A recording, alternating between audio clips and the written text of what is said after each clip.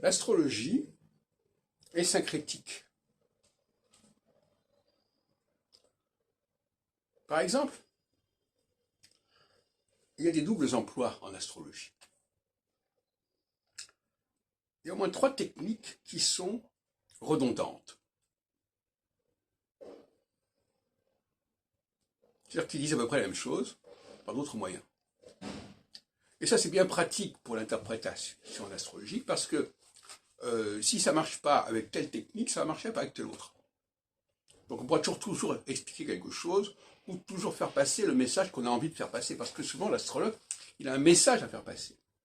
Quel message? Il a son sentiment personnel, sa philosophie personnelle, et il faut qu'il l'étaye, qu'il l'appuie sur les éléments astrologiques, et donc il faut trouver une formulation. Je dirais même que l'enseignement de l'astrologie, je dis ça de manière un peu cynique, consiste à permettre à l'astrologue de faire la démonstration qui lui convient en utilisant les techniques qu'il a à sa disposition. Et si ce n'est pas l'une, ça sera l'autre. Quelles sont ces différentes techniques qui sont en concurrence? Eh bien, vous avez les aspects, vous avez les signes zodiacaux, vous avez les maîtrises planétaires. Et quand on interprète un thème, on peut jongler avec ces 3 techniques, qui disent à peu près la même chose. Alors, je veux dire, quand je dis ça, qu'on peut utiliser comme on veut. Alors, l'autre jour, je faisais un travail sur Nostradamus, sur Morane Villefranche, et sur le commentaire du 50e aphorisme de Ptolémée dans le Centiloque, et il insistait sur l'importance des conjonctions. La conjonction fait partie de la technique des aspects. Et il ne jurait que par les conjonctions, en quelque sorte. Et alors, il disait, la conjonction, c'est bien, parce qu'il y a la conjonction, et puis il y a le carré, il y a le trigone, il y a l'opposition, etc.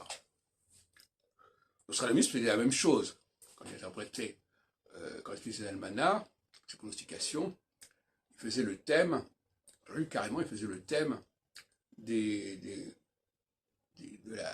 phases de la Lune de 90 degrés en 90 degrés. Et il faut bien comprendre que ces aspects sont tous des multiples de 30 degrés. Je ne parle pas des aspects qui ont été rajoutés par la suite, par Kepler notamment, et qui ne respectent pas cette règle au XVIIe siècle, avec le quintile de 72 degrés, etc. Donc, le trigone, c'est un multiple de 30 degrés, le sextile, c'est un multiple de 30 degrés, le carré, c'est un multiple de 30 degrés, etc. Et ce multiple de 30 degrés, c'est aussi la durée d'un signe zodiacal. Donc on peut, par exemple, passer, comme ça, on sait que chaque signe zodiacal fait 30 degrés. Donc c'est aussi une façon de travailler. Donc il y a déjà un lien entre la nature des aspects astrologiques et la nature des signes astrologiques, mais sur des plans différents.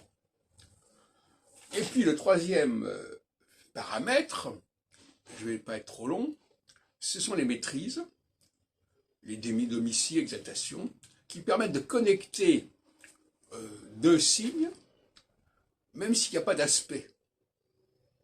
Hein, en disant, voilà, tel signe est dominé par tel autre signe, par telle planète dans tel signe, dans telle maison, et donc la maison 5 a un rapport avec la maison 8 ou la maison 4, etc., parce que le maître du signe, ce qui est sur la cuspide de lune, elle se trouve dans tel autre signe, dans la cuspide de tel autre signe, ou de telle autre maison.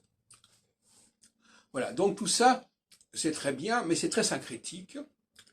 Et en ce qui me concerne, j'ai rejeté cette façon de travailler, et j'ai privilégié le passage de la planète sur les axes, les 4 axes équinoxiaux solsticiaux. Et tout le reste, je l'ai envoyé balader.